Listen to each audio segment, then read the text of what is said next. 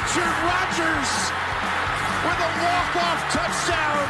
Total disbelief at Ford Field.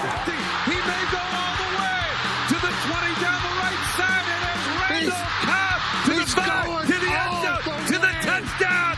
Oh my goodness.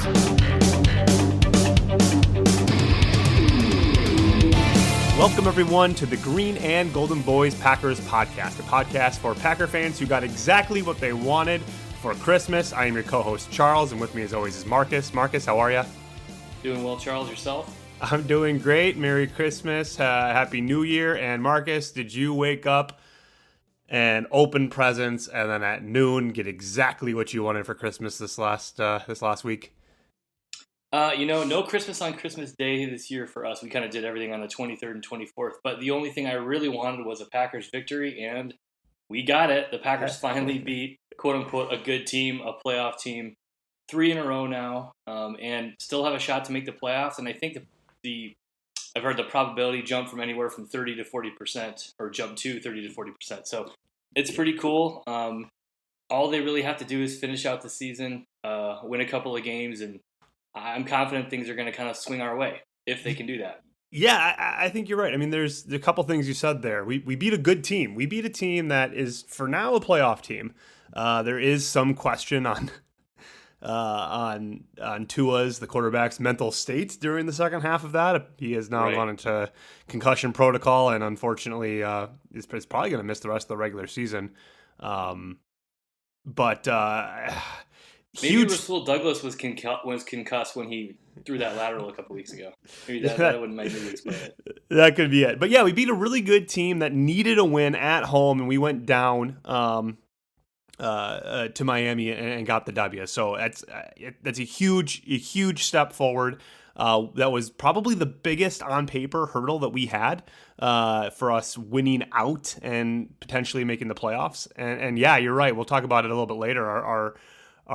Our playoff percentages went way up after that big win. But I think the first good thing to come out of that game is hey man, we actually played a game. There were highlights on special teams, highlights on offense, highlights on defense, and we kind of got a not a beautiful win, but a kind of more well-rounded win that we desperately needed.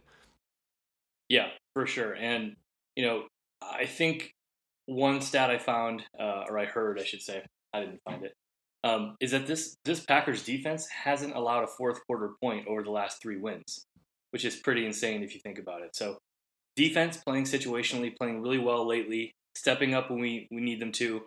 Obviously, watching the first half of this game, I don't know about you, but I was kind of like, oh, here we go. They're Jalen Waddle, just going for 85 yards. And it seems like every week the broadcasters are saying, oh, that's their biggest play of the year. And it's like, of course it's against us. But, they were able to clamp down when they needed to and get a couple key stops. And what else can you really do?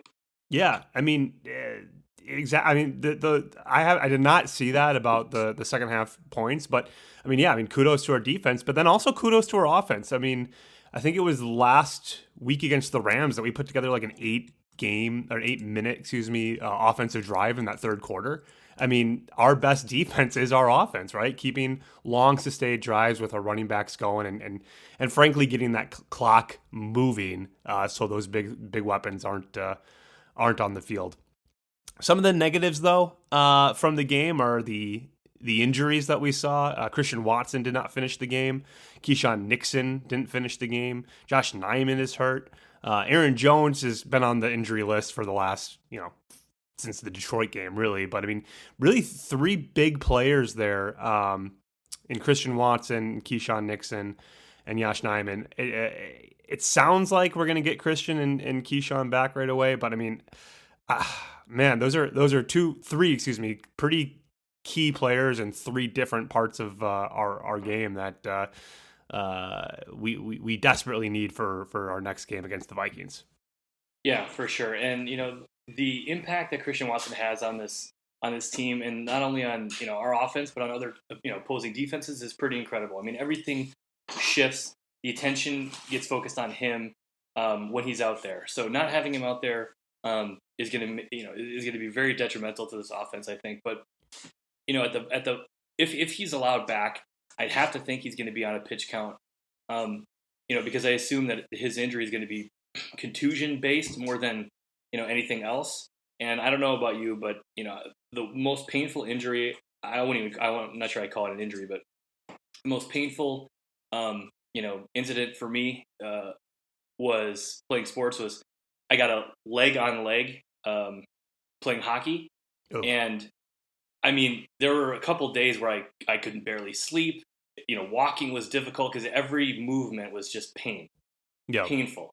And even if he can go and he physically can't hurt it any worse, he's not going to be as explosive. He's not going to be as fast. He's, they're probably going to have him on a pitch count just to manage the pain more than anything. So hopefully he's going to be okay. But I know that those injuries can just be lingering. I think it was probably a month before I felt 100% back to normal. Now I'm not. I'm in no way, shape, or form the physical specimen that is Christian Watson, but just from my own experience, a whole team working on your body. No, that either. He's got the facilities, he's got medical professionals kind of on call 24/7 if he needs. So yeah, the comparison is not 1-to-1.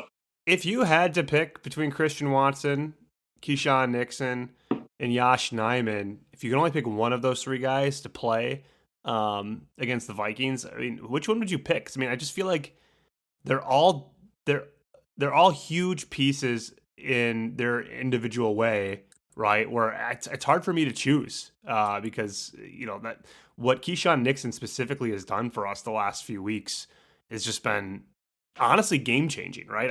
Do we win if we don't get that first kickoff return to the to the 10-yard line, and then do we win if we don't have that deep ball threatened in Christian Watson early on in the game? I mean, who would you choose to play out of those three guys?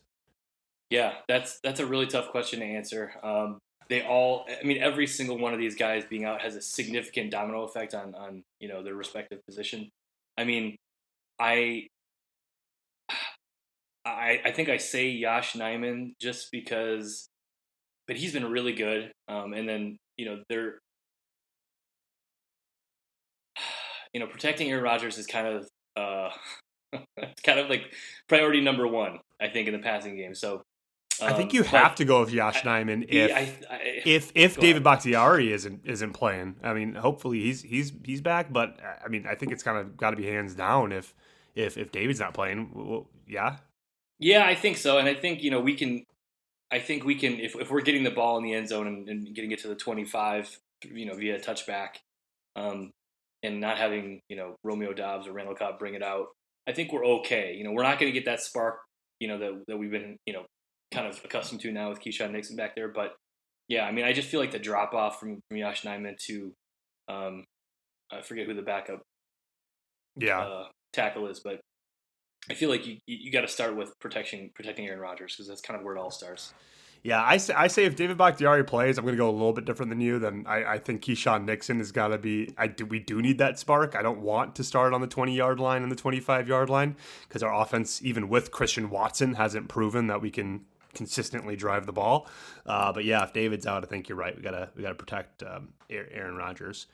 And the reason why I'm saying that, kind of to switch topics here, go back to something else that was not great, specifically in the first half of that Dolphins game, is we got down to the 10-yard line after an explosive kick return, and we moved backwards to get 3 points out of it. Obviously, our offense hasn't been what it should have been or what we thought it could be all year long, but our offense is only scoring touchdowns slightly better than 50% of the time when we get into the red zone.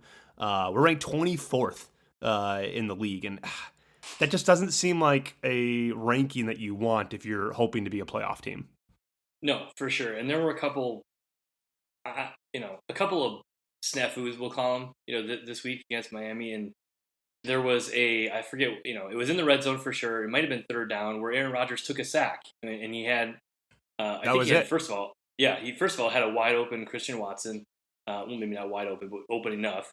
And then he didn't get rid of the football. I don't know what he's thinking or why and he's been doing that a lot the last couple of weeks. I don't know what his mentality is there, why he's not just throwing the ball out of bounds when instead of taking a sack in pivotal, critical moments.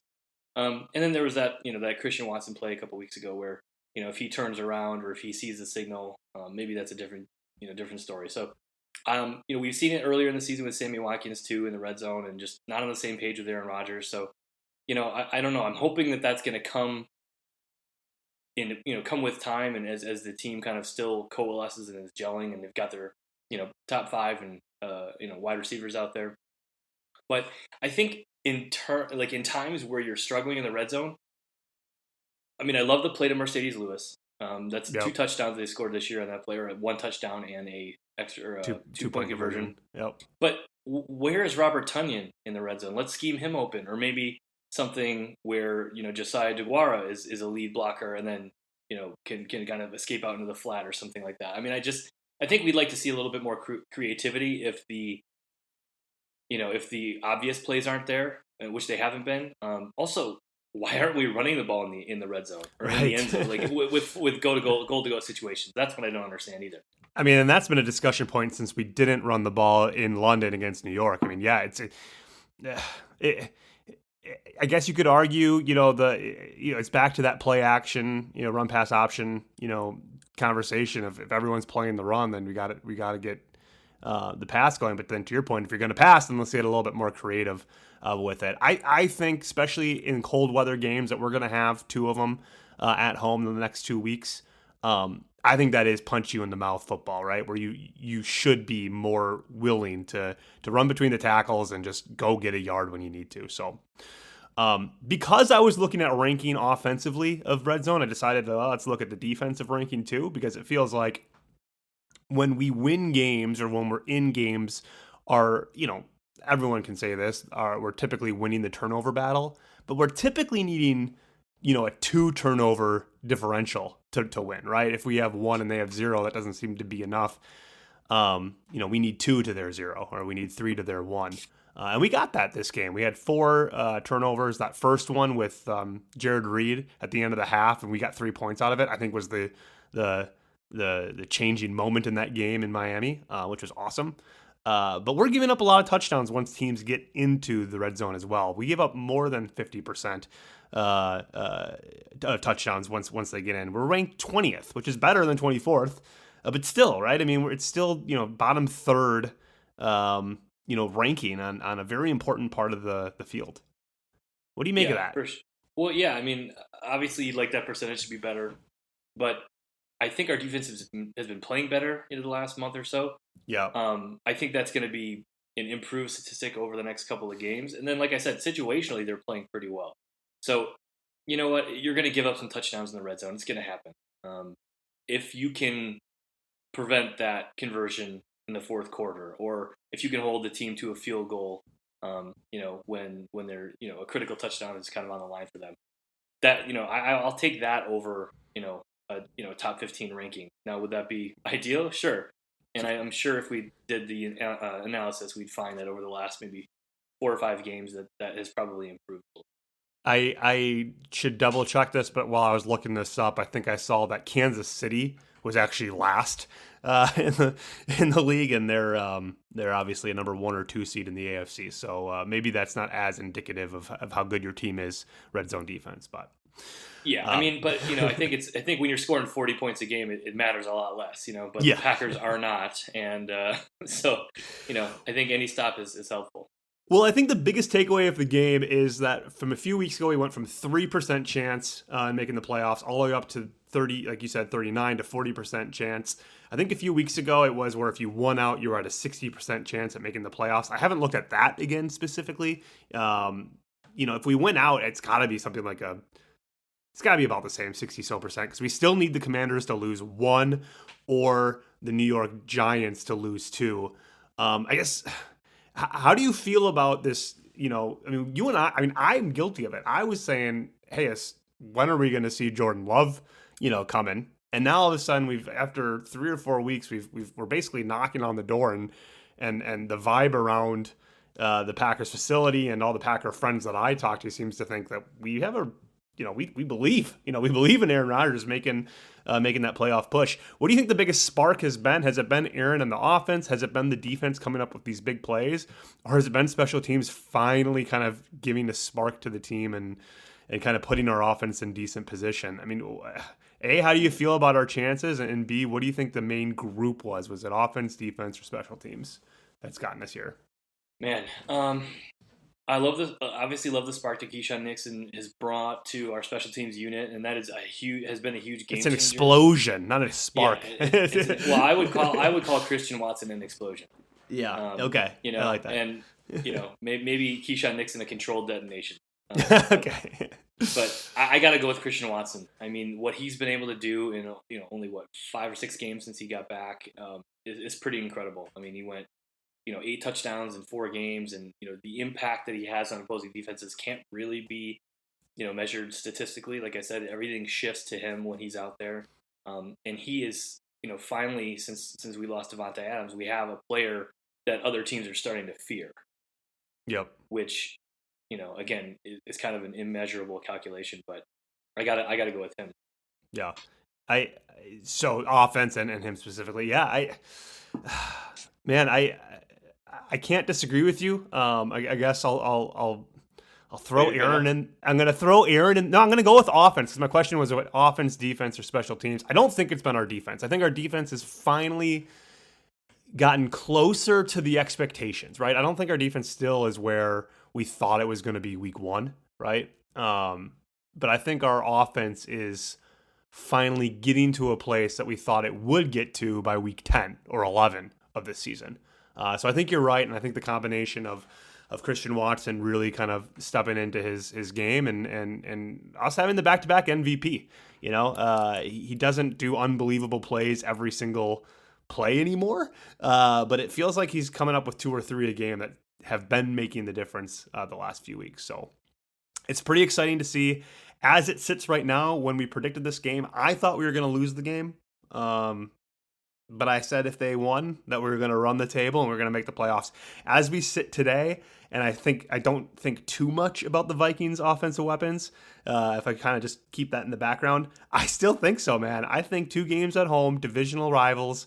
I think Aaron Rodgers is the kind of guy that can get 2 wins at home, and I think we're making the playoffs. Yeah, I do too. I mean, let's take care of business, but I think things are kind of falling our way, and I don't know how much noise we're going to be able to make if we make it to the playoffs, but I do think we're going to make it and, have an opportunity to win a game on the road in the playoffs. Well, like I said before the game, I thought that the Miami Dolphins were going to present our biggest challenge of our last 3 games remaining, and we cleared that hurdle. Our next biggest challenge is coming up this weekend against the Vikings on New Year's Day. I'm excited for it. We're going to preview that in our next episode, but until then, thank you for listening to another episode of the Green and Golden Boys of Packers podcast. Don't forget to subscribe and rate us on your favorite podcast service. And as always, Marcus, go Pack Go.